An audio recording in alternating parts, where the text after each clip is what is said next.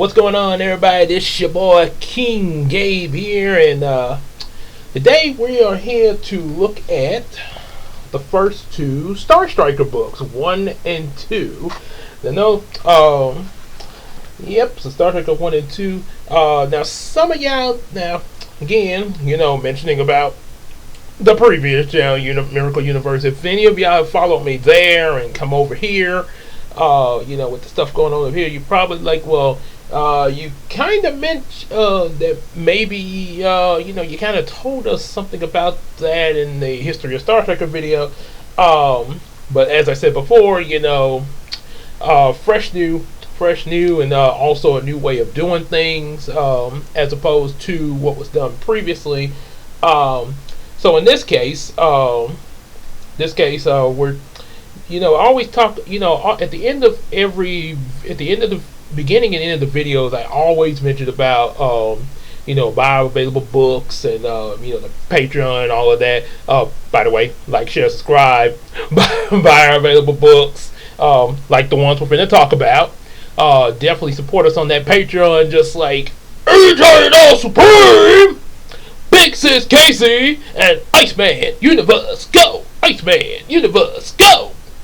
So, that, and also hang out, and, Patreon or not, more than welcome to hang out with us on Discord and Facebook, just to chat and everything, even ask some questions about this, what we're finna talk about, or, what's going on, or, maybe, just to chat, long as keep it family friendly, and also sell some stuff on that Macari app, get some of my stuff, and, put you some stuff up there, so you can get a little something for people buy something that you might be that you want to sell. And so do all that. Now, as with what we're going to talk about today, I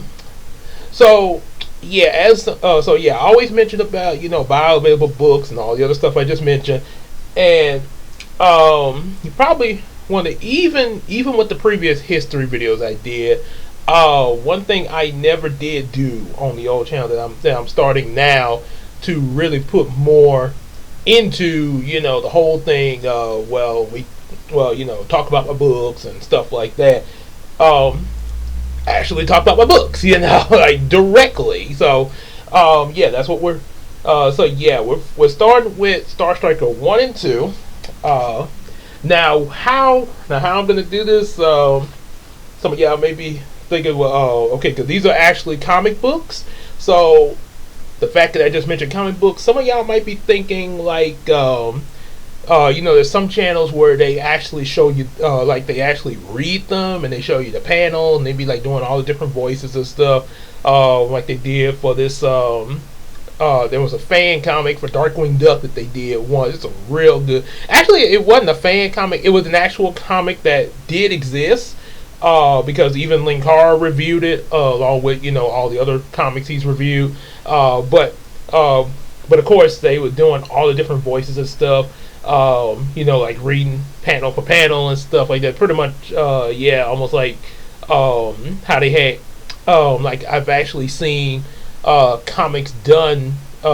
Pretty like comic films I've actually seen done where it was just pretty much reading the comic panels there, and he did for the Hulk, Homer Simpson. Probably thinking something like, some of y'all may be thinking something like that if you've seen anything like that, or even just reviewing it like Linkara, where some of the panels will be shown pretty much like a critic reviewing a movie. Well, I could do that. I mean, it is possible I could do something like that. Maybe a certain program, or maybe with what I got, but it would take some time to do it there, and considering the fact that I'm also trying to write these, writing these as well, because still got a little bit, to do with the third Yumeko novel that's introducing, a new, Samuel the Star Striker in another way. Still gotta do one final proof on that, because I've been doing other stuff, as you can probably see with these videos, as well as other stuff outside of YouTube, other stuff that's going on. As you could it would take quite a bit of time with some editing, pretty much like when I used to do audio readings to on the old channel, and that took some time in editing. And I would assume that trying to do something like scanning the comic panel, stuff like that, to get yeah, because I think I even because I should have some of them scanned. Like when I first put the book together and everything, like we had to scan a lot of the pictures and then put them together in the panels to make these books. So yeah, pretty much putting them panel for panel. Yeah, that would take some time in doing, as well as audio adjustment and all that. So this is yeah, like when you're in my position, having to also write and proof the books as well as other things. Yeah, you got far as making a YouTube video on it. Yeah, you kind of. This is just like I said. This is just for me. Got to kind of keep it simple. Now, maybe later on in life, who knows what I might be able to do. So yeah, you never know what the future will bring. But as for right now, what we're doing is basically gonna go through. I'm gonna go through these first two. I'm gonna pretty much do two at a time because there's actually 6 issues of Star Striker, made from 2017 when I started, the same year as Spider-Man Homecoming. I even had pictures of Star Striker posed with Spider-Man as like little promos when I first put the books out and stuff, and I was working on it. Like they even had like standing next to the display of Spider-Man movies at my Kroger. Yeah, it's pretty cool. Well, actually, I think it may have been Christina's Kroger. Yeah, because they. So anyway, so yeah, pretty much, yeah. Like I'm gonna actually like go through these books. Probably read, read some here and there, but at the same time, stop to explain stuff and also show you the pictures manually without the special effects. So yeah, without the special fancy editing. So yeah, it's pretty much how we're gonna do this, as well as other books that have been previously done, my other comic books. Going through all these books that's like I be saying, buy the books and stuff. So you can see now you can look at these videos and see. So that's what he be talking so much. That's the books he be telling us to buy every video. So now you can actually see some details of them there. So and also the same with the Yumeko books, even though the current one that I'm writing right now, that I'll have the third one out before Halloween. Probably by the time that I order some copies, and even I gave, hey, I want to order one too. It will probably arrive after Halloween there, because of some things been going on. But I do plan to have it published before Halloween. So yeah, it will be available to order. Just might not get to you on Halloween when you order it. Just be a fair warning. But it will be available, and up like, hey, here I am, and it's before Halloween. Even if it's the day before Halloween when it becomes available, it still stands that I did it before Halloween. So yeah, then I'll be able to take my break with my fan fiction. So yeah, like I said, we're gonna be talking about these books 2 at a time. The other comic books. Then of course the current Yumeko series, because I'll have kind of a trilogy by that point of Yumeko novel 1, 2, and 3 by that point. Well, basically after this month, yeah, it'll be a trilogy available of that. Right now it's just 2. But yeah, by that time, yeah, it'll be a trilogy. And now there is, I still talk about them too as well. The books I did before going into the ones I actually, be like, hey, buy these, Star Striker and all them, and Yumeko, Heroes of Dream series. Hadn't actually been putting that up for people to buy. It is, I think it's still on Amazon, but I haven't really, like pushed it out there like I do these books. Like I do the current ones I'm doing now, because of kind of the evolution of like the writing and also what's been going into the current books that I do be pushing. But yeah, I can still share that with you guys on the channel a little bit later after I've gone through books like these, like the comic books and the Yumeko novel trilogy. Yeah, I can definitely share that with you guys about Heroes of Dream. Even kind of, read it, read it to you there. Probably like, each book and stuff like that. Depending on how long that book is, maybe like so many chapters at a time. It won't be an audio reading. You see my face reading and everything. So, yeah. So it pretty much that's pretty much what will be coming up. And now, like I said, those books I actually would, just like story time read to you, as well as also the fan fictions that I work on, because they're not going to be for sale or anything. So yeah, definitely read those, like Superman, Reign of Justice, and other fan fiction ideals, as well as also other old stories that I've actually written that I still have back in the past. Like for example, this old Digimon story I once wrote, and even some that I came up with that I might not have had written down, but I remember them. Maybe I think an example of that would be like my old Star Striker and Target series from 2004. Yeah, I did. I don't have any writings of that outside an episode summary, which I can't even find that. But I do remember some of what I put into that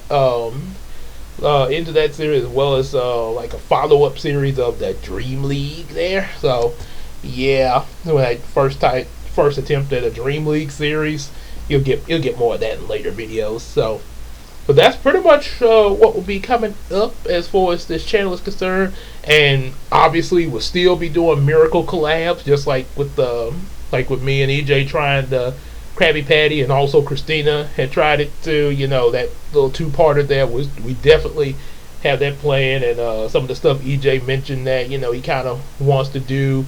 As well as probably even stuff that Casey wants to do, and even Christina. Pretty sure there might be some things on her mind there. You never know, but we'll definitely find out when we do them. So a lot of stuff is coming up for this new channel, this new direction.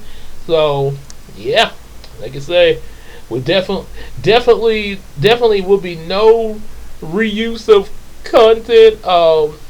And some of y'all may like, well, some of those shorts I may have seen before on your other video, but I sort of, like I say, one of the things YouTube mentioned, like, the kind of do something different with it, like that Head and Shoulders commercial, for instance, with Christina, and it just kind of fan made. Yes, it was done before, but I sort of added to it and sort of spiced it up a little bit to make it a little different. Much like how EJ is editing. As of me making this video, he's which y'all probably done seen it by this point. His thing of talking about the Krabby Patty on his channel as a short, little editing and everything. So that way, yeah, we both got it on our channel, but in different ways. So that way YouTube can't arrest us for reusing content. You stole Gabe's content, or you stole EJ's content. But no buts. You will be demonetized. So yeah, to avoid having that episode again. Yeah. So let's quite a bit of a long rambling before going into the subject matter, but yeah, kind of had to open up what's coming up with this and other things. So hopefully I don't have to ramble next on any of the next ones of just me reading them. Maybe share a few things, but hopefully it don't be like this. So yeah, let's go on in before I lose the audience. First, Star Striker #1, and this little interesting thing. I put PG on these books like they're. I know first thing I might think like, well, these are books, they're not movies. I mean, why would you put PG? I just I kind of just felt like and I had somebody someone made a little joke about when they saw that. They're like, uh oh, it's PG. That mean there's gonna be some swearing in this. No, no, no, no. There's not. Yeah, which I mean that was just a little joke, but no, but seriously, it's not no swearing in the book. This is more like the type of PG that Disney would probably do when they made movies like Tangled and Frozen and stuff like that. Yeah, you didn't.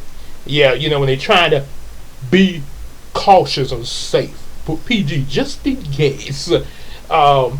Which, like I say, even though there wasn't like any swearing or anything like that, you did have drama and stuff. So that's why they were kind of being a little cautious.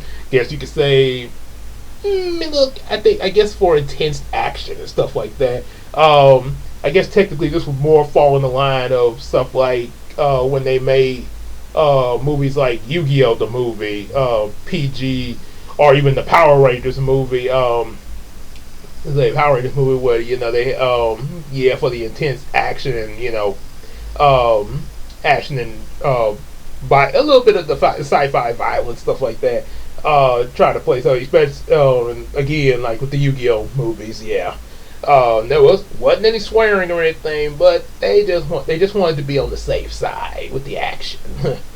Yep. So summary on this: meet Samuel Lee Princeton, also known as Star Striker, the defender of Shreveport, Louisiana, that strikes like a star. He may be a kid, but he's about to prove that nobody's too young to be a crime fighter. Observe as his adventure begins to unfold, that is. This is only the beginning. Once you read this one, be on the lookout for issue 2, and be sure to check out Miracle Universe Comics on Facebook and Instagram, and you can also contact the author at I ain't put, it is my, I ain't gonna putting my contact on here, other than like email addresses, email and stuff like that, just letting you guys know, cause and to say you put your phone number out like that. That's something I advise. Even now I know everybody thinks a little differently when they do this, but just my advice, you can if you wanna apply it, that's up to you, but do not put your direct line like that. If you have a business phone, that's different. Like say something like propose for like your clients or something like that, depending on what you're doing.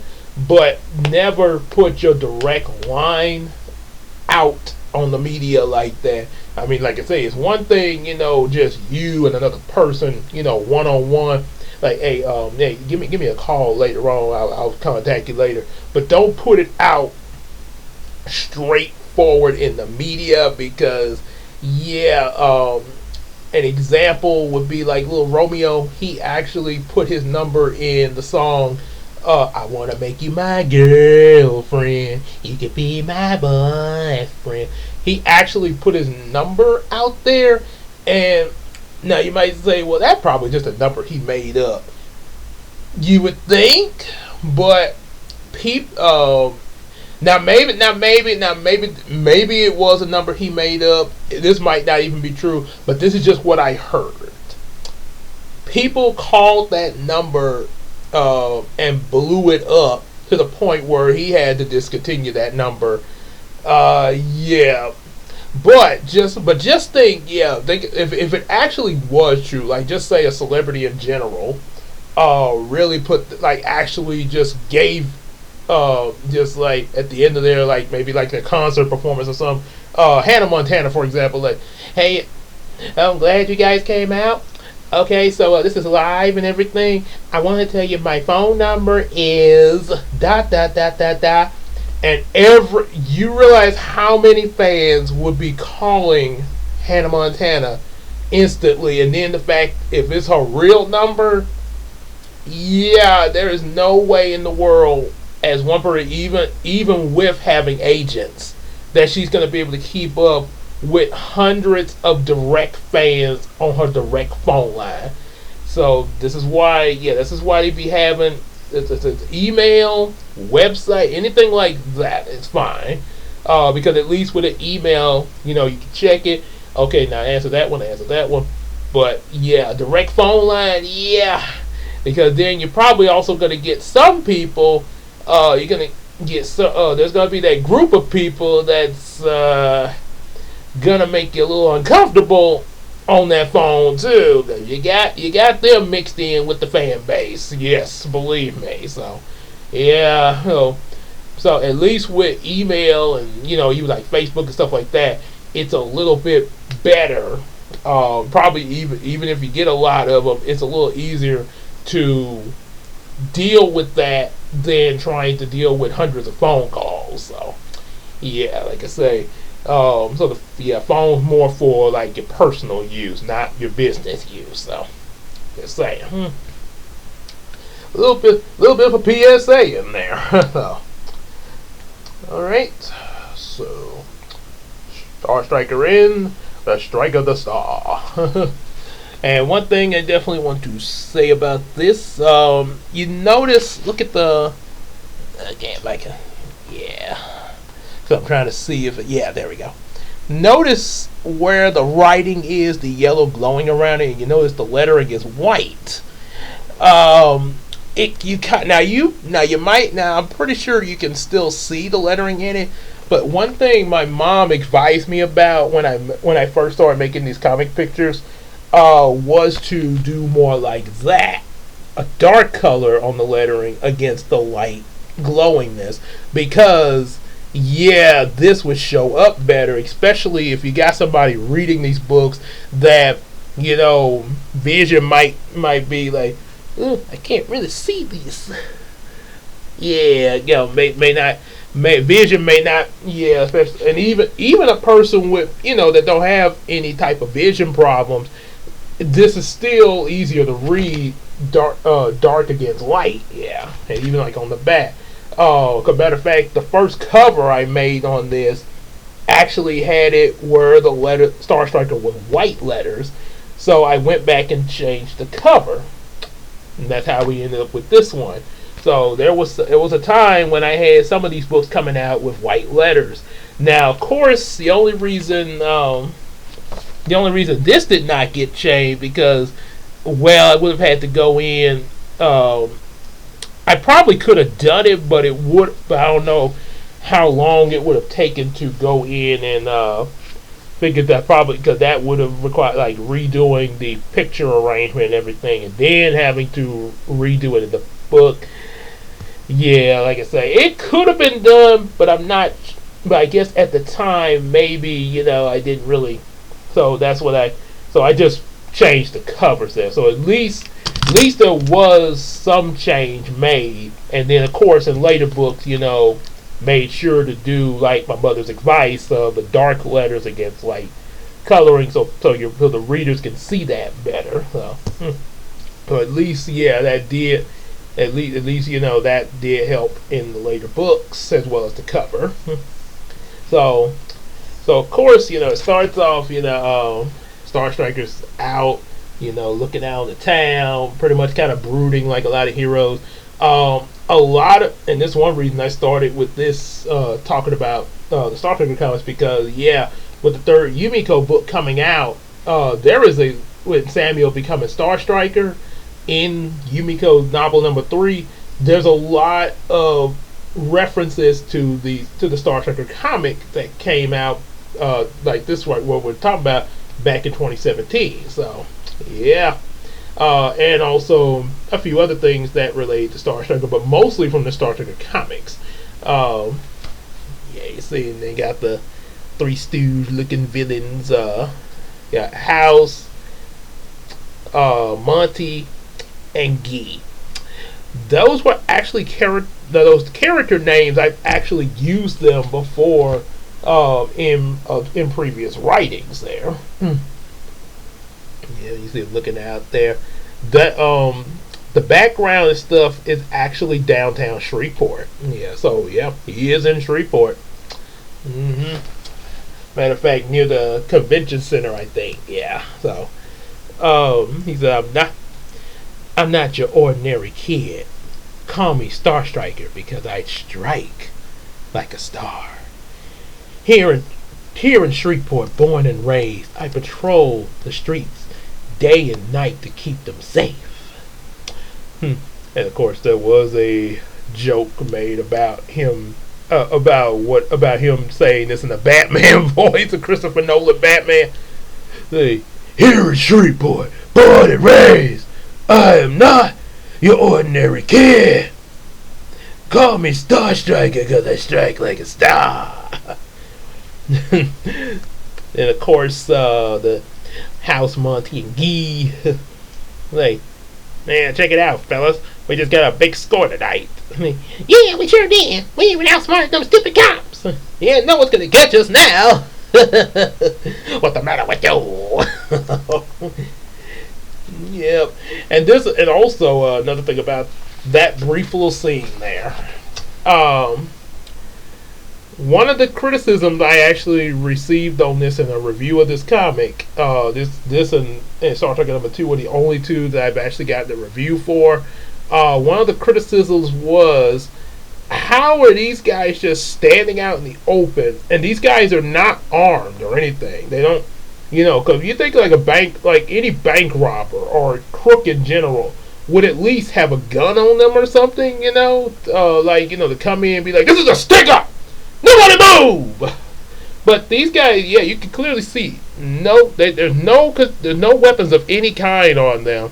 And they're standing out in the open with this money bag. Sure, it is at night, but also this comic takes place in 2017. Even if and Yumeko takes place in 1995, even 2017 or even 1995, you think, because you do have people that walk places even at night, somebody would have walked by and noticed this. Or if not some innocent bystander, probably some police on night patrol or something would have seen. And then plus he mentions we outsmarted those stupid cops.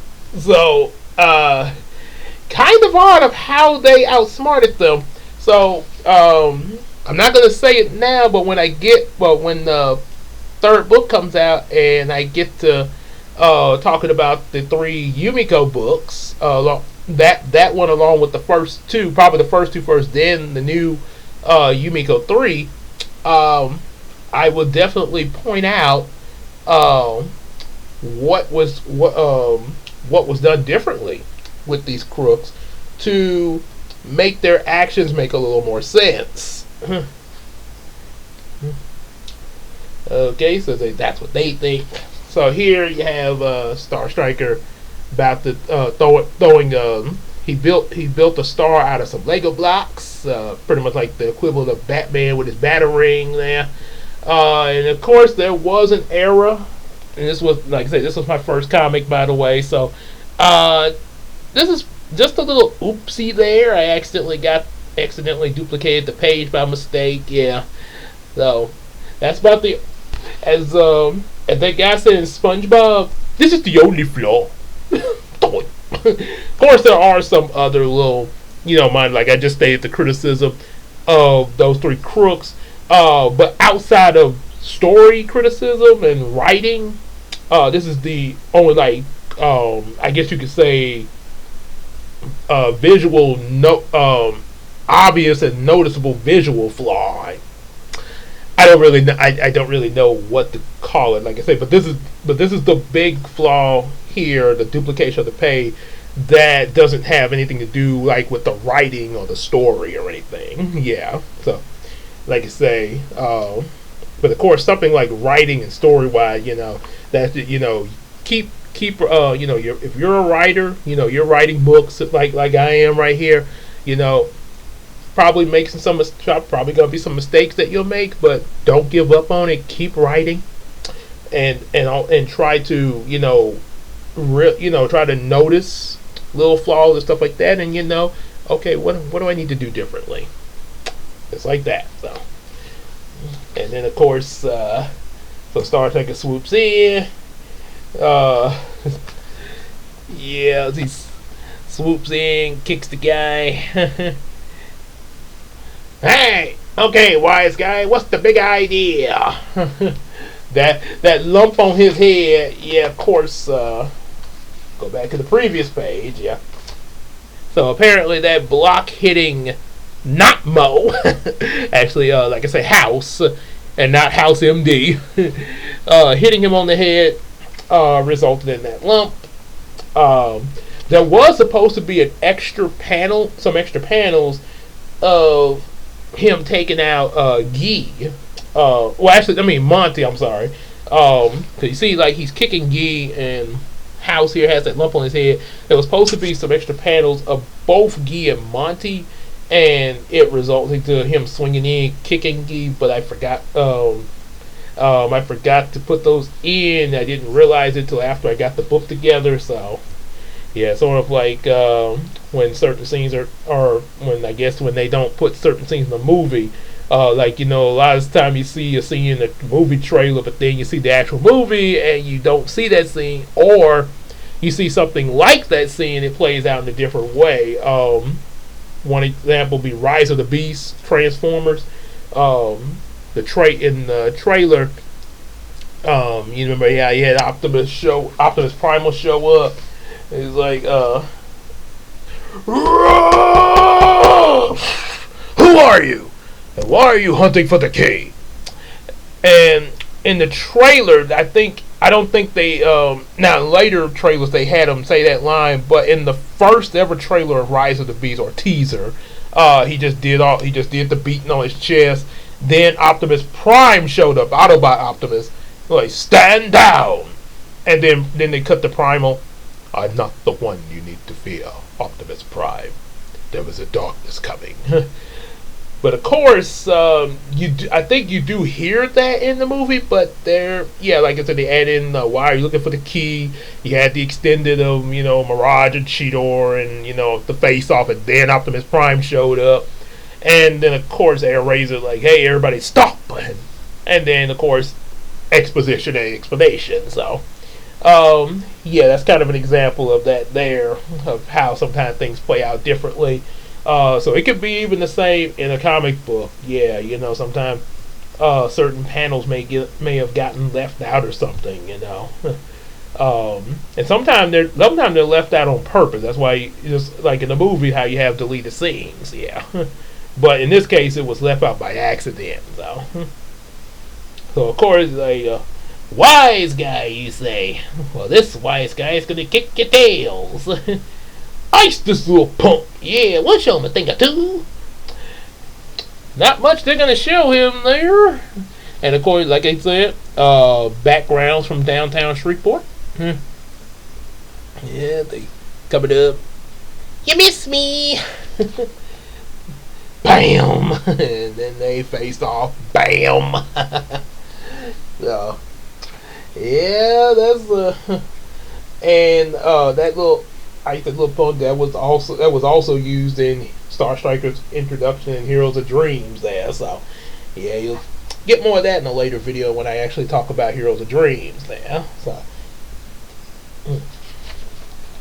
and of course all knocked out, Star Striker does his little speech, little monologue there. And then of course the Kool-Aid Man. Yeah. No, actually, it's not. It's a mutant crab that busts through the wall.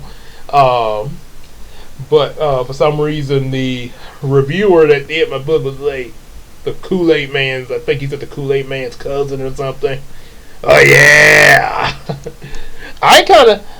When I first drew this creature here, the first time I ever drew this creature, in my Heroes of Dreams series, of course, back then it was with colored pencils. Here, it's Photoshop coloring. But when I first drew them with the colored pencils in Heroes of Dreams, I had a lot of the people that bought Heroes of Dream back then, when I was selling those books, thought of Mr. Krabs from SpongeBob. So I guess that's what Mr. Krabs would be like if he don't get his money after so long. He'll mutate into a monster, which he actually has become a monster sometime in certain episodes. Just watched an episode recently where he became a monster Krabby Patty, so eat me. Yeah. Yeah, you get this and that's a good one advantage of Photoshop. You can shrink things and stuff like that. So now you get a good size comparison. Star Striker compared to the Monster Crab. Yeah, this thing is pretty big. Almost kind of reminds me of when the monster grows in Power Rangers and the Rangers are looking up at him like, "Make my monster grow!" Bzzz. Whoa! We need dinosaur power now! So, I'm like, what in the world is that? And then, of course, the little fight scene there between them two there. Yeah, it's gonna need more than Lego blocks and jump ropes to deal with this dude there. And this right here is Star Striker, aka Sammy. This is his big sister, Shelia. Hang on, Sammy. She's of course assisting with them, and this also explains how Star Striker got downtown. Since of course, at this point in time, he's not able to fly or anything. He's pretty much like Batman at the moment, gadgets, stuff like that. So obviously she drove him down there, sort of like Alfred did in one episode of Batman, I think, with the Clock King, and Batman was riding in the backseat of the car with Alfred. I was kind of surprised nobody caught that and be like, "Hey, what's Batman doing with Alfred? Wait, isn't that Bruce Wayne's butler?" So yeah, that's Shelia. One thing to say, this is the only time you would see Star Striker having a big sister. This is because this was just something I imagined at random. In this version, the Star Striker comic, and also in Heroes of Dreams, I actually imagined myself as Star Striker. And now with the Yumeko series, I imagine myself as Hiko. Hiko is more the character that's the representation of me. And of course, Star Striker is being represented with EJ the Supreme's likeness. But back then, it was Star Striker was basically I was basically imagining myself in there. And I don't have a big sister in real life. Well, okay, there's Casey. I'm bad. But biologically, I don't have a big sister.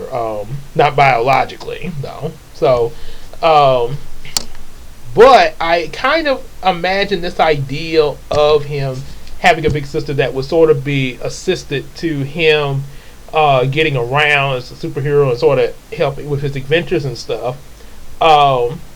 Because and the person I imagined his big sister being like was Raven Simone, like back when she did That's So Raven. Oh snap! So yeah, imagine me as a little 7-year-old with a teenage Raven Simone, or Raven Baxter as they called her, as my big sister. We're gonna have to help you. We'll be helping you strike like a star, all right, you nasty. So yeah, so that was kind of what I had in mind, but I did not. But now, if you're wondering how this will be in Yumeko, how would I do like Star Trek or having a big sister or anything like that? That's not going to be in the Yumeko series, but the character Shelia, there is a chance of something else I can do with her in the series later on. So cross your fingers there. But yeah, so we get this bash. She drove the car to hit the monster's foot, making him go up like sort of made me think of Tom Cat from Tom and Jerry. Oh! Yo! Whoa!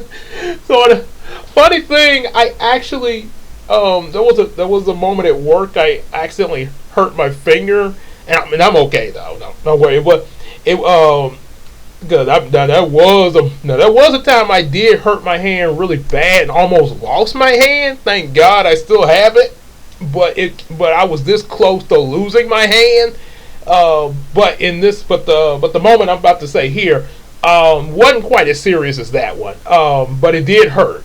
I was lifting some pallets and I accidentally, it one. I think some kind of way. I think like I slammed the pallet down and it ended up. Any of y'all ever got your finger or something caught in the car door before? Well, that's what it felt like. The way that it snapped down my finger, and I quickly got it away from her, and I yelled. When I yelled, one of my coworkers came in there from another department. He was passing by where I was at from a distance, but he heard me scream from a because it was so loud. My scream. He rushed in there while I was there, like, Gabriel, are you okay? I said, yeah. I said, yeah. I slammed my finger on there, but I'm cool now. But boy, that hurt there. And so, seeing that I was still okay, it hurt, but I was still okay. You know, I wasn't needing the medical attention or anything. So, after getting that known, he's like, oh, well, that's a relief, man. But so, but since I see you're okay, I just wanted to make sure you're okay because that you sounded like Tomcat when he yells, and then we bust out laughing like, boy, say, well at least. But give him credit though. He did make sure I was okay before he made the joke. So yeah, make sure the person's okay before you joke. So if they're okay and they're cool, y'all cool, walk about your business, then you know we in the so yeah, he sound like talking.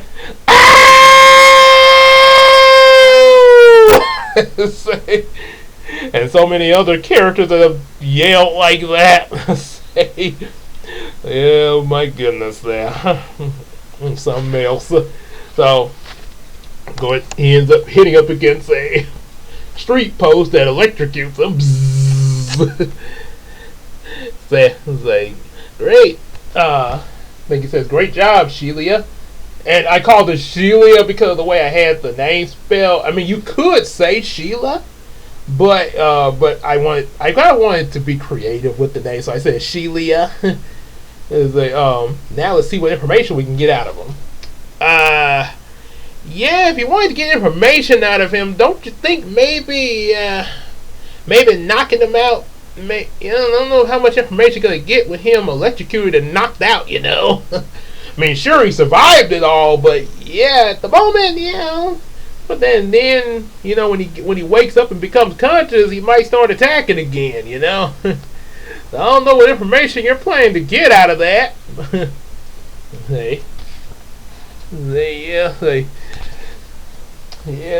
Samuel Lee Princeton, get your narrow behind this. Or as Raven Simone would say, Samuel Lee Princeton, you get your narrow behind this car right now. In the car right now. But I said now. Yep, and then yep. So of course there's some little conversation there between them in the car. The old kind of makes me think of the old classic, you know, when they just show scene, like say with the dubbing for Rita and Power Rangers, and they just sometimes would show a random scene, but you hear a voiceover or something there. And of course they go home. Samuel writes about all this in this journal. You get some explanation behind why he wants to be a superhero. There's a lot of that there. And of course then you even get to see a day of him at school where two new students are introduced, Brian and Angela. So he gets to meet his buddy Brian, hear a little bit about him and also a little bit about Angela, and show you a little bit of her. He's smitten. He's kind of, as they say, smitten by Angela.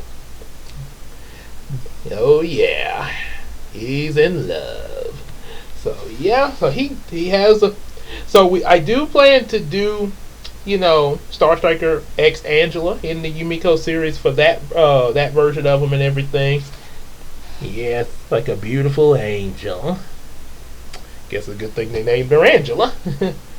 And there's even a little joke, that sort of a little fourth wall joke at the end of the book between me and Star Striker, playing around with my iPhone there. Uh, so definitely a thing you'll see when you get the book. It's also picked the and of course, yeah. Now in later books, I would change that lettering. You should be able to see the letter, but like I said, you'll be able to see it a lot better when it's done like that as opposed to this. And that is a colored pencil drawing of me and Jesus. And then eventually I did get around to redrawing another picture of me and Jesus with the Photoshop. Giving thanks to him for all this there, being able to, make all this. So, yep, so that, yeah, like I said, you get that. Oh yeah, about that Star Trek and Angela thing. One thing I definitely want to say about that hookup. Um, the thing was when I first started the Star Trek comic books, there was the question of who his love interest was going to be. In Heroes of Dreams, him and Bubblina was it was supposed to work up to him and Bubblina being a thing because I created Star Striker, Christina created Bubblina, me and Christina are obviously married. So it's like, yeah, so our characters will have a thing for each other. But when I started making the comic series, yeah, and now eventually Christina did take over, having Bubblina a new universe and everything be her own thing in her own series. But she didn't start it just yet when I started Star Striker. It was a little bit later. But at one point, there was going. My original intention was there was going to be a love interest with Star Striker, but she was going to be temporal, and something would happen. Sort of like Thor and Jane with them on and off, or either or like a better example would be like Spider-Man and Gwen. Of course, I know she died there, but maybe yeah. Let me try.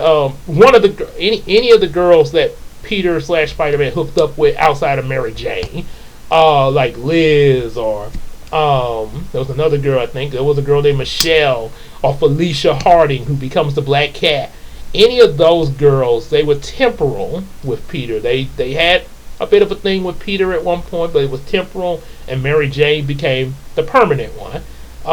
That was supposed to be an introduction to Bubblina, and she would meet up with Star Striker, and just like in Heroes of Dreams, they would be a permanent couple. However, eventually, as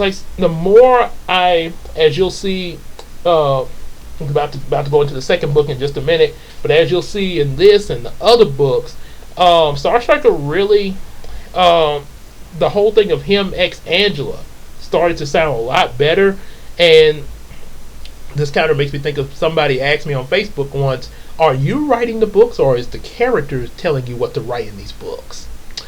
In a way, I kind of feel like Star Striker may have possibly came to life in this version, through the imagination. Sorry. So he may have come to life with my imagination. And possibly been like, Gabe, I know you and Christina are married and everything, and that you're trying to go by that logic. And I'm not saying Bubblina's not a good person or anything. She's real sweet. She's real cute. Mermaid. I mean, who wouldn't want to be with a mermaid? But I think I kind of want to make things work with Angela. She I really feel a connection with Angela here more so. So an important thing that came to me from thinking that and imagining that, but also applying what I imagined, is that just because a character is based off of you doesn't mean they necessarily have. I mean, they can apply things that you do. Don't get me wrong, because obviously based off of you, sort of like how now in Yumeko, Star Striker is in EJ's likeness and is going to reflect some things of EJ. But they can still have an identity of their own. It's just like a child. A child will reflect a lot of things of their parents, but they still have their own identity, and there's still going to be a differences between them and their parents. They'll be similar to their parents, but there's going to be differences, and that could be the same with creating a character. Now you can make a character like you as sort of like a blueprint, but don't be afraid to add some stuff to the character that give them something a little different from you too. Similarities and differences. So yeah, and I do have other characters that I've done that with. It was a character in a Power Ranger series I came up with. My character Tyson as the Red Ranger. He's into skateboarding and stuff. In real life, I cannot skate. I tried to do it, and I kept falling over, and I just couldn't get into skating there. But my character Tyson is a pro. He has no problem with it. So yeah, that's an example there. So let's go into Star Striker number 2, and make sure y'all get that book. But let's tell you about Star Striker number 2. So here's another area from Shreveport, where the BTB agency is located underground, underneath this train yard. This train yard actually does exist. Matter of fact, it's right. It's not too far from where I stay. So yeah, it's right underground. The science.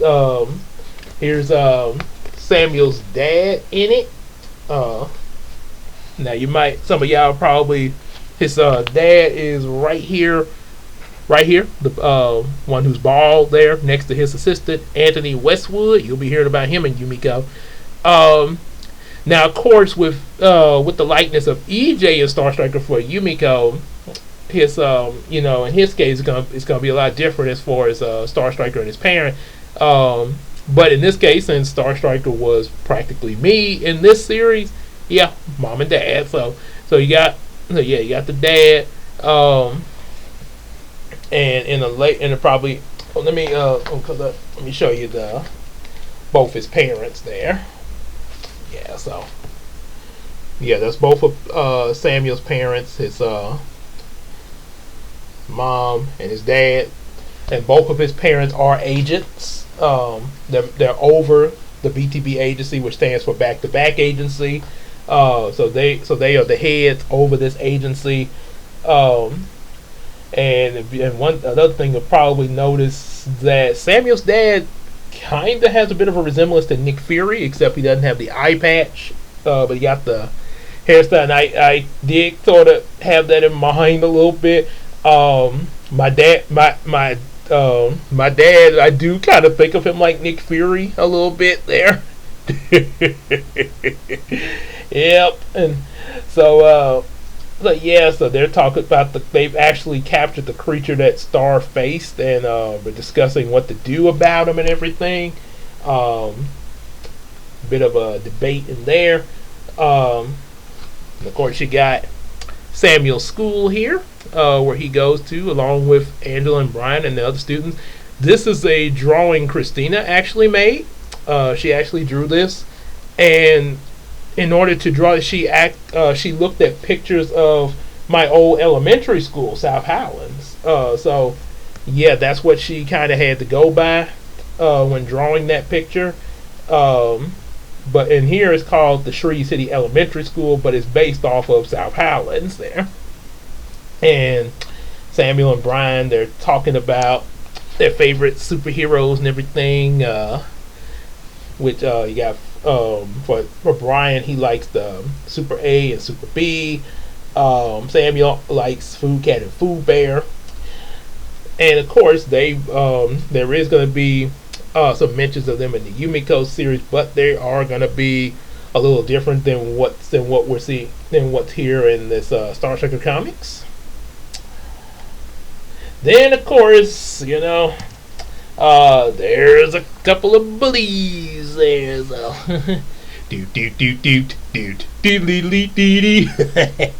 little Vulcan skull there, but this is actually Bruno and Davis. That's what they're. Here they come. They kind of tease Samuel and Brian about having lunch from home. Like how come? And say, well, looky here, Davis. Looks like these two brought their little lunches from home.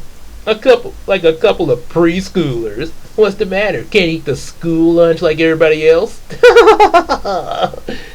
Like maybe we should get them a couple of booster seats and baby bottles to go with their little lunches before they start crying. Well, apparently Samuel, like, oh, and there's also, and Samuel Brown, like, these two. Hey, maybe we should have someone cut their food up into little bitty pieces and feed them like a goo goo gaga baby. The fact that he specifically said goo goo gaga baby, at the time I wrote this comic, there was, I think it was on YouTube, may have been Instagram, but I think it was on YouTube. I don't know if they're still on there. There was a channel about a baby specifically called Goo Goo Gaga Baby. And they had the baby talking sort of like the movie Look Who's Talking or Baby Geniuses. So, yeah. So Samuel decides to play a little trick on Bruno and Davis, like, huh. So y'all want us to eat the school lunch? And he takes Bruno's lunch, and he does it really fast too, like, y'all want us to eat the school lunch? Well, okay. Yoink! Hey, what's the big idea, you little weasel? You said to eat the school lunch, so I figured I'd take yours. Just to, and also kind of show you, like, not saying that Samuel's a bad person, but like a lot of kids, he can be a little mischievous. Sort of like Thomas the Tank Engine, likes to be a little cheeky. Gotcha. I gotcha. So of course that happens there. Angela shows up, and then they try to act like nothing's going on there because they don't want to look bad in front of the pretty girl, especially the new girl in school. Hey, we're just playing around. Ain't that right? Almost it's like the hyenas when Mufasa was on the silence. Oh no, shut up right now. Oh, this is your son? No, yours? Did you know that? No, I did not know. Did you? No, of course not. So, meanwhile, during the school day, the Crooks are meeting over at Deep River Apartments, which is also based off of an apartment near, not too far from where I'm at. And they have to explain to their boss. Their boss is Big Benny here. What happened is what their boss looks like there. Get your butts in here now with the Three Stooges looking selves. Yeah, but originally he's supposed to sound like Samuel Jackson. That's what I imagine him sound like. And like, well, he got red hair and stuff. Now of course the red hair was trying to be creative and stuff, but the style of his hair, it's like a curly afro. It was sort of supposed to kind of a reference to Samuel Jackson when he was in Pulp Fiction. And I'm not gonna quote the line here because y'all know what he said there. So yeah, Pulp Fiction. Yeah. So many people have referenced that in different ways. So he's upset about their failure and the fact that they lost to a kid. Oh yeah, so then he decides to call in AJ. Yep. And of course, after school, Samuel is invited over to Brian's house for a little visit.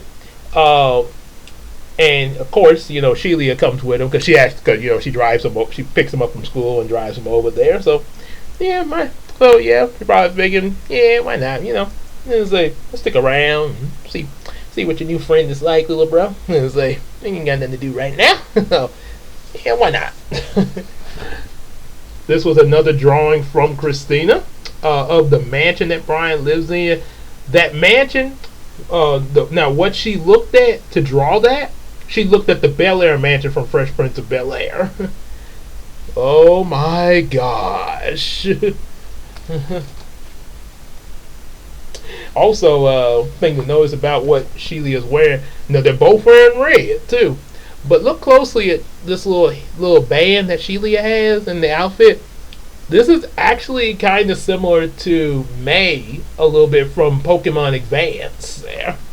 So, guess you could say that it's probably another reason why Samuel and his sister get along so well. There, she's probably not only just a superhero thing, but she's probably a bit of an anime nerd there. So, yep, and then you even see how the house looks from that view. That's another good example of the Photoshop there. So yeah, so then of course they're greeted by Mimi.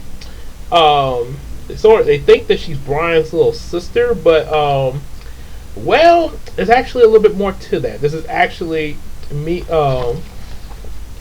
As you can see, yeah, something starts going a little weird with Mimi. Oh my gosh, is she having a seizure or something? Yeah, well, the answer to that is, as explained from Brian's butler, Chester Adrian Raymond. Yep, kind of, sort of like if you took Alfred and Jeffrey and merged them in a blender. Right away, Master William. Oh yes, Master Boots. so yeah, so he explained that Mimi is actually an android. They oh wait, okay, he doesn't state that he. Oh yeah, he does. It say that he explained that so obviously off screen he obviously explained that because they say in this little yellow box, Chester placed the Mimi android in Brian's room and led them to the backyard where Brian had something special to show them. Yeah. So yeah, it's so yeah, like I say, Mimi's actually a little android that Brian built. And where do you think he built that android? Well, in his secret laboratory. Like, in my secret laboratory, which is underneath this tree. Yep. So this is not an ordinary. So actually, the tree is actually the entrance to the laboratory, complete with an elevator. And there it is. There. Whoa. So, yes. Now, of course, when these first two books got the review it got, now, not saying that they hated the laboratory or anything, but they were questionable. They were questioning like how this little 7-year-old, they say it's Brian's parents is a doctor and a nurse, but how even a doctor and a nurse would be able to afford getting their 7-year-old this big laboratory and everything. Yeah, especially since this is a different type. This is not the same logic as Dexter's laboratory. So, apparently, yeah. So, like I say, not only is Mimi just an android, but what it is, Brian explains that Mimi is actually a highly advanced artificial intelligence program that he invented before he moved to Shreveport, and she had been helping him with his different network systems and other programs since he arrived. And lately, he had been developing android bodies to download Mimi in. So that was one of the android bodies he downloaded Mimi into. But apparently, the android body kind of malfunctioned a little bit. Also, it states that the bodies are made to function just like actual humans, including being able to eat and digest food.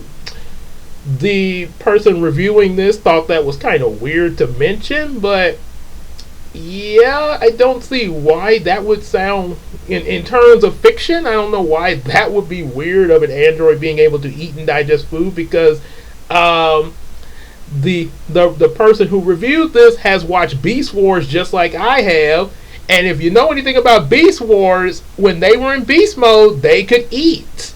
Even though they were robots in disguise, they were able to eat in beast mode. That was a thing. if you weren't a Beast Wars fan and saw something like Power Rangers instead, Operation Overdrive, the Red Ranger, was an android, and he didn't even know he was an android, meaning that he was built so well he was actually able to eat and digest his food like a regular human despite being an android. So that was a pretty advanced piece of work in him, and the fact all those functions worked so well that he didn't even know he was an android until his head was on the table. So yeah, this does exist. The fact of androids being able to eat and digest food. I don't think so in real life, but in the world of fiction, this is a thing. Yeah, this is not that odd in fiction there. So yep. So then there's you find out that Angela that her dad is a painter, and her mom works at Channel 9 News. And on the day that they decide to visit her mom at Channel 9 Studios with her dad having an anniversary surprise, well, it just so happens that the three stooge crooks from earlier decide to make a stick up in the place along with AJ. So yeah, and also there's a moment in here of Samuel fantasizing about Angela, and you find out some information about some previous crushes, but then of course, yeah, you get to say AJ shows up with the three stooge crooks, like introducing himself. Turns out the reason they're there is they're looking for Star Striker. And that's one reason why they're at the news station, so hoping that the broadcast can go to wherever Star Striker is. Yeah. So he's like, so here's the deal. My name is AJ, one of the top ranked hitmen, known as the Master Shot. And I'm here with my buyers associates because a little brat calls himself Star Striker got in their way, and they need me to help get rid of him.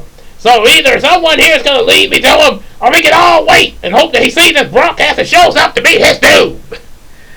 Oh boy.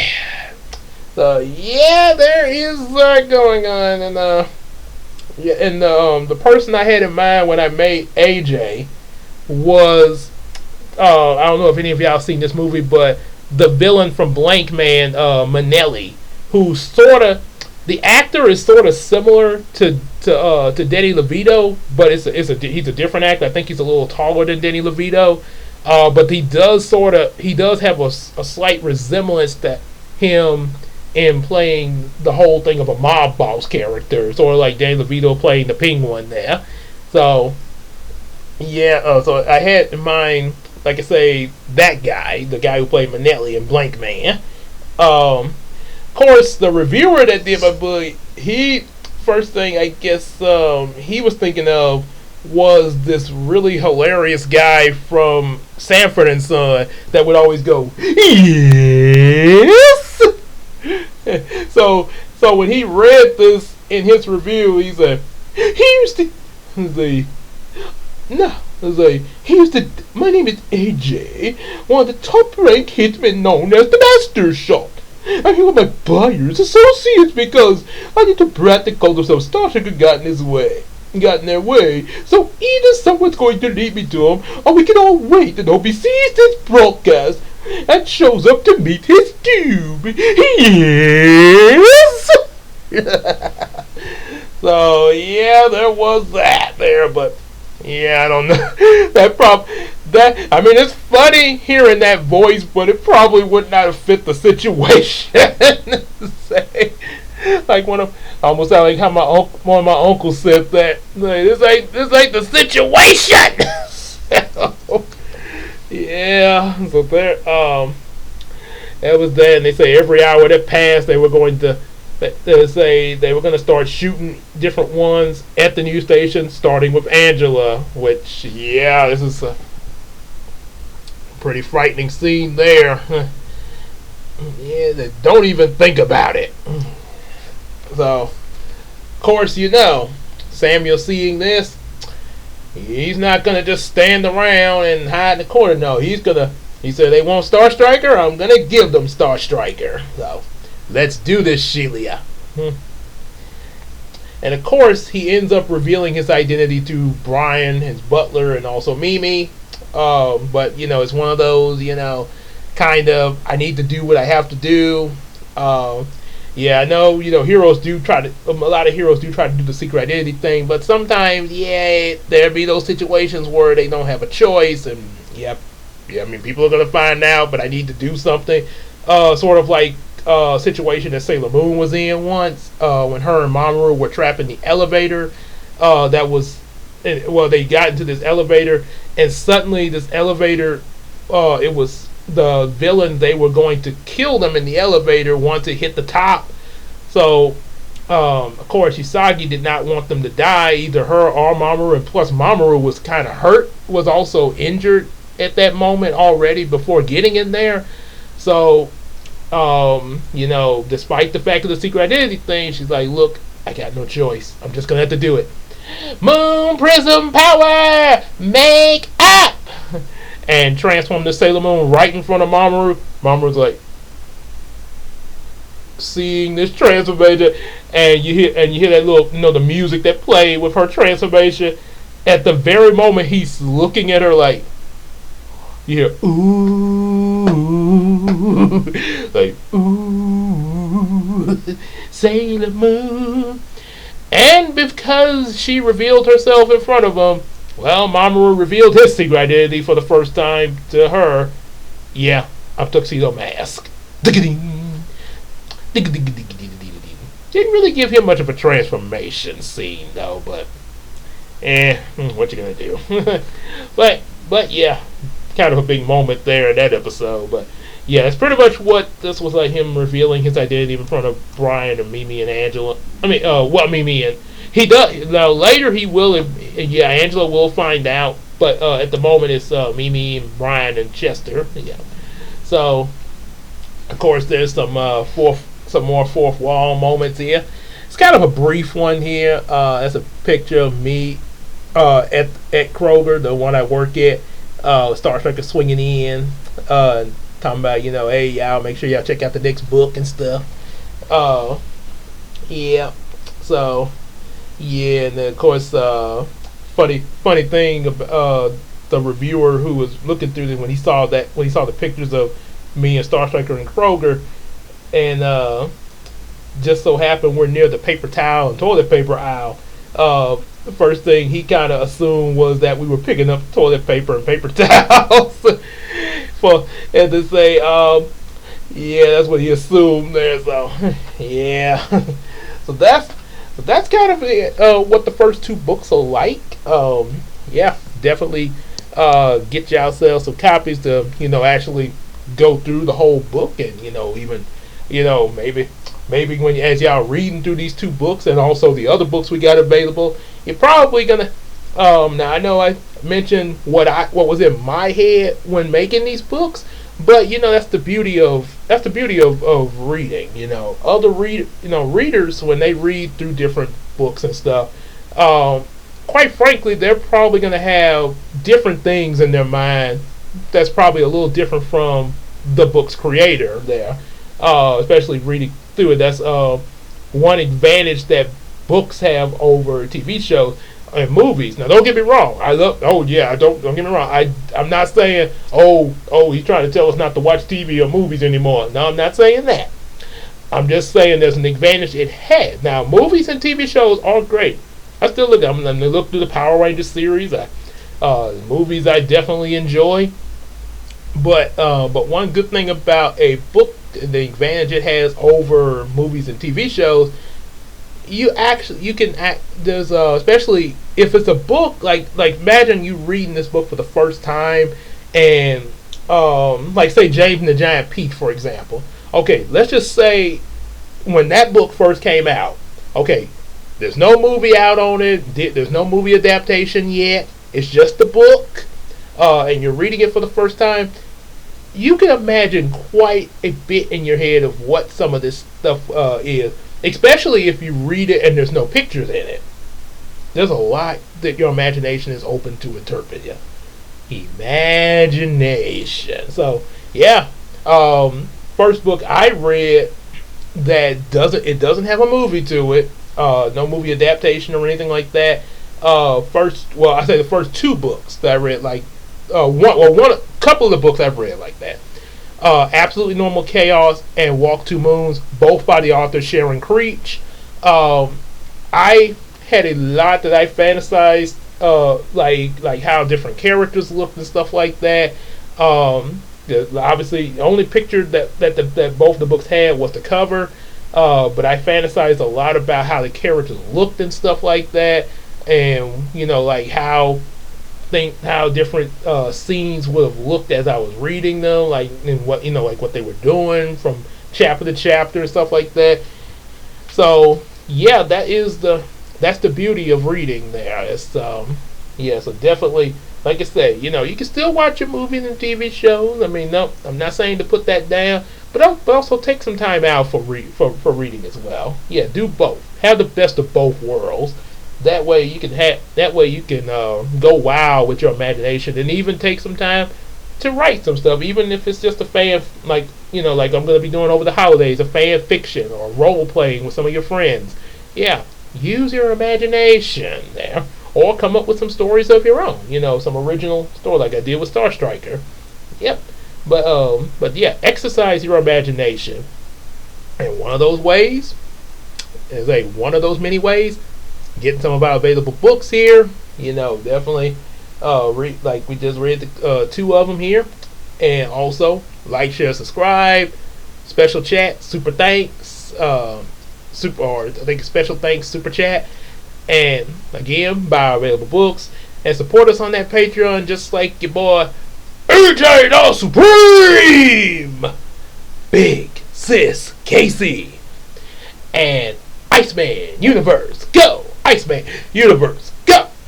Hang out with us on Discord and Facebook, and also we can sell each other some stuff on that McCary app. And until then, next video, we will see y'all later. Take care, everybody.